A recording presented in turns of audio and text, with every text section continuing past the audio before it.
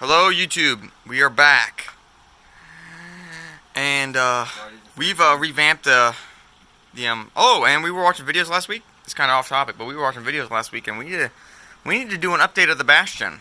We got some more maps up, we moved some lights around, got some more board games up there. We didn't actually buy any, but I guess we did buy that Axis and Allies, but we already saw that. But oh, did you get our fan up here? Fan. Oh, our fan. We need to turn our fan on. But me and BFC here are playing Risk. We were trying to get Peter here, but he's at work. Oh, it's not working. Oh, it's probably not plugged in. I think it can handle all this. So we've got Risk 2010, and we're just gonna have a light game. We got this book here. That's what we're gonna be reading, and it is Friday the 13th, September 13th. So it's a big blood moon today. yeah. I guess you have anything to add? Well, this is our. Did you show them the toilet for the new Bastion? We got the toilet over there. We got a toilet. We're not really sure what we're gonna do with this. It's kind of just sitting here, but It's for emergency use only. I think that's about it.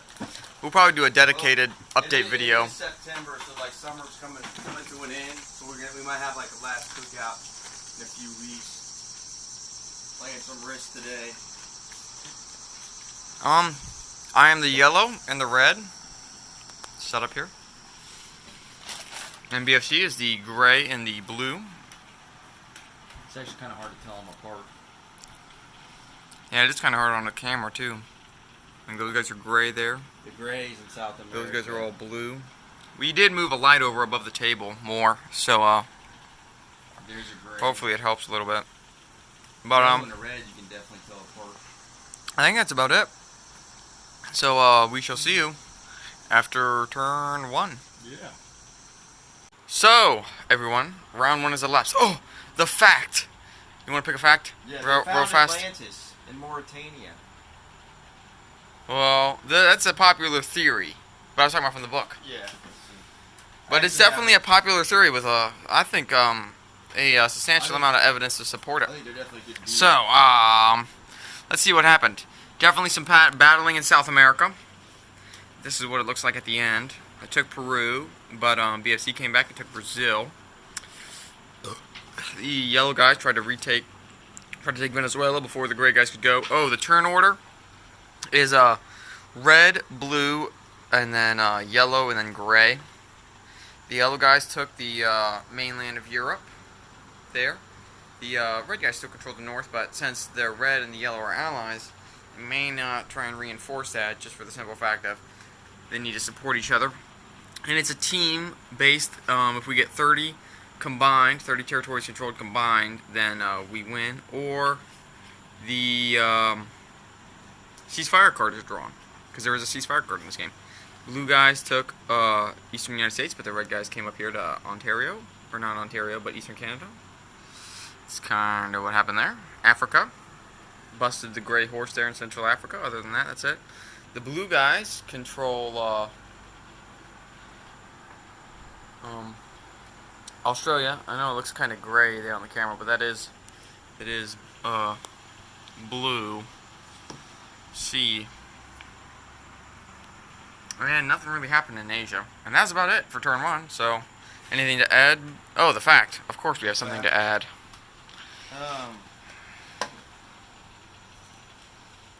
It's a kind of a little bit of a story with this, but a little bit of a fact too.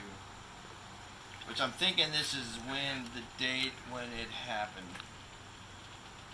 Oh, the book is Waterloo, the day of battle, too. Yeah, Waterloo. It had rained all night at dawn in the fields of rye along the southern edge of the forest of Soignes. I don't know if I said that right. You could hear a murmur like the sea on a distant shore.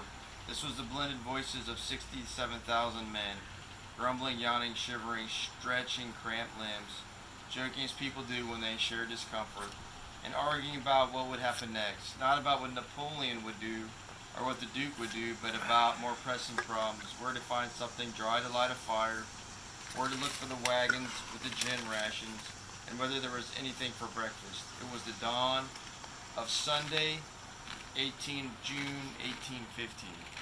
And I believe that was the day when Waterloo started, or I don't know if it was one day or not.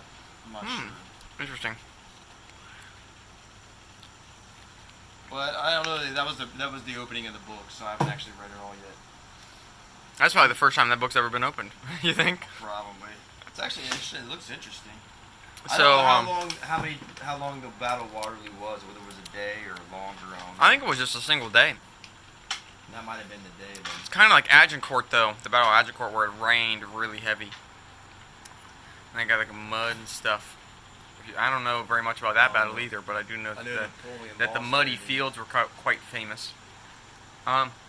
So, anything to add about the gameplay?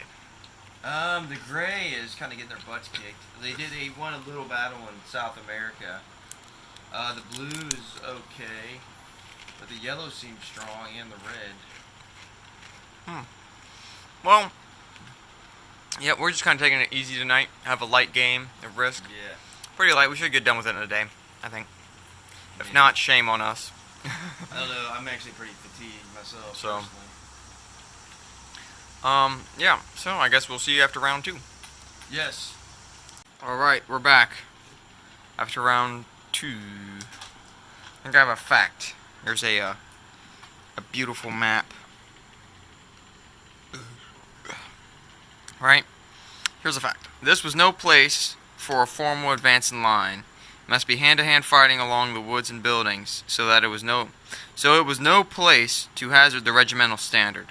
An order came to carry it to the rear and leave it under a guard of sergeant majors.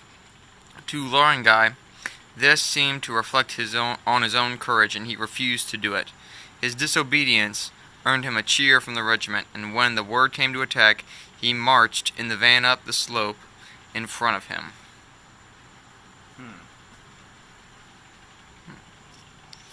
There's So, a map. That's a particular part of the battle. yeah, and I think that is Cuemont, if I pronounce that right. Probably not. So, that was a little fact from this. This might be an interesting book to read, actually.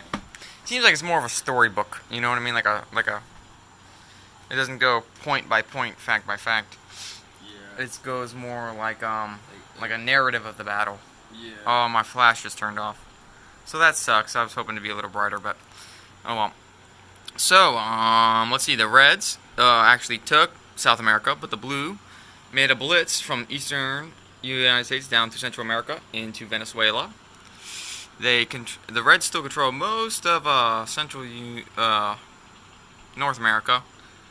They control the west coast of Africa, and the Yellows actually control Europe. The Blues pushing out of Australia up into India, and the Grays. This is the only 4 territories they have left in Asia: China, Ural, Siberia, and Yakutsk. So they may not be long for this world. If I were the Gray, I may try and take like some of these 3 territories here and connect my lines. That way I have a kind of a centralized location, maybe, if I wanted to try and keep them alive. Or just to straight up attack them with the Blues and get maybe a little more reinforcements.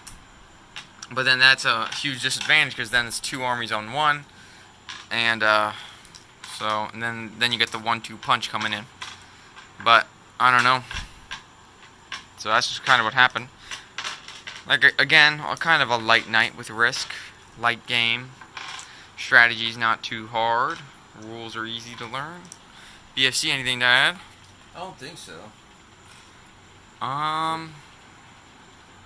So yeah. Like the red had South America, but the Blue managed to then go in there and kind of knock it back a little bit. Oh, there was a huge counteroffensive from Urals into Russia, but that failed miserably. They didn't take a single yellow guy.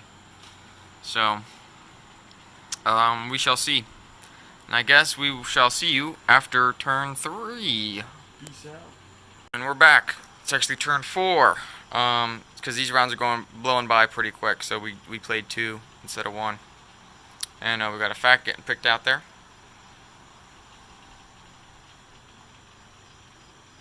And then see what happened. Here's an interesting fact, actually. You ready for it, or are we gonna do the overview? Yeah, go ahead. Okay.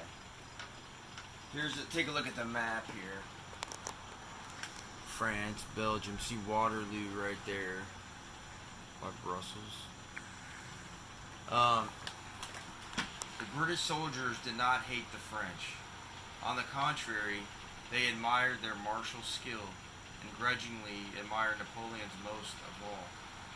Wellington himself had written, "France has no enemies as far as I know. I'm sure that she does not deserve to have any. We are the enemies of one man only and of his partisans." He was to seem less logical that very afternoon when an artillery officer had a clear view of Napoleon and asked if he should fire. "Certainly not. I will not allow it," the Duke replied. "It is not the business of commanders to fire upon each other." All right. It's kind of interesting, isn't it? So there's the fact. Let's see here. The last couple rounds, the Red have lost their continents, of course. The Blues have made major pushes. They did have Southern Europe, and then they pushed in. The Grays have kind of pushed into Eastern Europe. And the Red and the Yellows have done nothing but get weaker. The Blues and the Grays have done nothing but get stronger. And I think that's about it. We had some couple cards. We had a couple cards turned in. Yeah. But everybody turned cards in except the Yellows, right? Yep. And Did the Yellows turn in cards? No. Okay. And I think that's it. Okay. So that's kind of what happened. Yeah. Quick descriptions, comparatively for us. And yeah. So we'll see you guys in a couple rounds, or in one round, or whenever. All right. Peace. We were back after something, turn 6 or something. Yeah, quite 7. a few rounds. I don't know. We played a couple of them. Here's a quick fact from this book, Waterloo. And it states, after Lord Uxbridge's first successful countercharge, the infantry expected the same success to be repeated every time. However, it was not. They began to grumble, as one arm of the army often does, and ask what the other arm was doing, and they had some reason things that had gone wrong in the Allied cavalry. Lord Uxbridge had had an ignominious experience. The British heavy cavalry was terribly thin and exhausted by his earlier charges, and a light cavalry charge which he led had not had much success. But there were still large numbers of foreign cavalry who had not been in action yet. Uxbridge knew very little about them, not even the names of the officers. They had been under the Prince of Orange, but the Prince had asked the Duke that very morning, just before the battle began, to put them all under Uxbridge's command. Now, in the desperate moment of the French attacks, he saw a column of Dutch cavalry, magnificently accoutred and splendid in appearance. He galloped back to them, called on them to charge, and led the charge in person. And that's where I'm going to stop. So, kind of interesting. He didn't even know his own cavalry officers. So, however, these last couple rounds have been interesting. It hasn't been the steamrolling that it was in the other couple rounds. It's been bite and hold. Take one territory, get your card, and reinforce, having the stronger armies. The Yellows kind of lost ground in Europe. However, they're kind of defending North Africa. The Reds have been struggling to even take territory, and every time they do take it, they lose it. The Blue have kind of slowed down a little bit, and then the Gray have been continue to push into Europe, and not much action in North America or in Asia really, and that's about it. Yeah. Anything else? The big territories are Northern Europe and Venezuela, of course. Yeah. So the big two territories battling right now.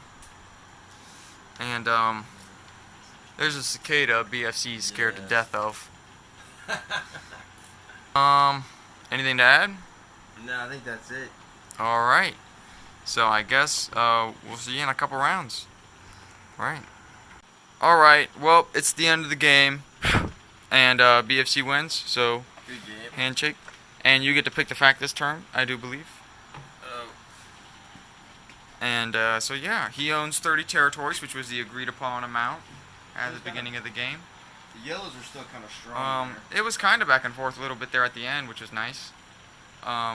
Started off weak though, especially for the grays, and then the yellows and the reds got weaker, and the grays actually came back a little bit. And yeah, lots of card turning in, and I think we played a total of 9 or 10 rounds, I think. Did get quite a bit of a yellow army there. But the blues definitely did the most. Yeah, the grays kind of they pulled a Europe there, but they lost it. But I didn't think they'd be able to hold it yet. You got your fact? Yeah, you ready? It says afternoon. Distance played tricks with the sound of the cannonade. Forces that Wellington had left at the villages of Hall and Tubize, 10 miles to the west, did not hear it at all. But 135 miles away in the same direction, people heard it on the coast of Kent, or thought that they did. On Tuesday, before any news of the battle reached England, the Kentish Gazette reported a heavy and incessant firing was heard from this coast on Sunday evening in the direction of Dunkirk. Marshal Grouchy, 15 miles east, heard it while he was eating strawberries for lunch. Some of his staff urged him to march towards the guns, but he refused because his last orders from the Emperor had been to pursue the Prussians, a decision for which he was criticized ever after. In Brussels, the doors and windows shook, and many of the English gentry who still remained there decided the time had come to retreat to Antwerp. But in Antwerp, people heard it too. Magdalene Delaney shut her windows to try to keep it out. So that's it. That's talking about the sound of the cannons.